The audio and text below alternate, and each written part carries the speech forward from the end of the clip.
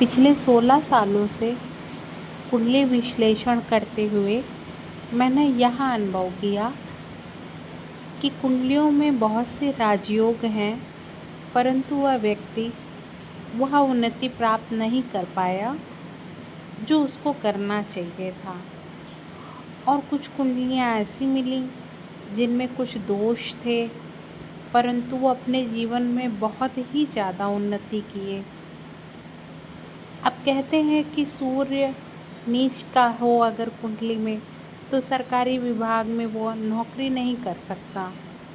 लेकिन मेरे अनुभव में यह आया कि नीच का सूर्य है, लेकिन अगर उस पर शुभ ग्रह की दृष्टि है तो सरकारी विभाग में वह नौकरी अवश्य प्राप्त करेगा। और मेरे साथ जो कुंडली का अनुभव रहा है वह एक पुलिस अधिकारी की कुंडली थी, वह उच्च पद पे था। इसी तरीके हमें कई कुंडलियाँ ऐसी प्राप्त हुई जिनमें ग्रहों के नीच होने के बाद भी वह एक अच्छी उन्नति को प्राप्त किया। तो ऐसा क्यों है? इसके लिए कुंडली विश्लेषण करते समय ग्रहों के जो भी कॉम्बिनेशन हैं, उन पे जो दृष्टियां हैं, जिस भाव में वो बैठे हैं, उनकी जो राशियां हैं, इन सब का एक विश्लेषण सामूहिक रूप से करना अति आवश्यक है। और अगर इससे भी सूक्ष्म में जाएं तो जो नक्षत्र होते हैं उनका विश्लेषण भी ज़रूर करें।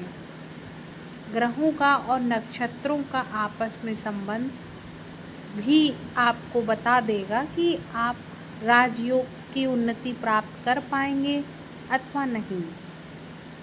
तो इसीलिए अपनी कुंडली का विश्लेषण किसी अच्छे ज्योतिष विद्वान से करवाएं। किसी ऐसे विद्वान और ऐसे किसी से ना करवाएं जिसको अनुभव ही नहीं है और केवल किताबी ज्ञान है।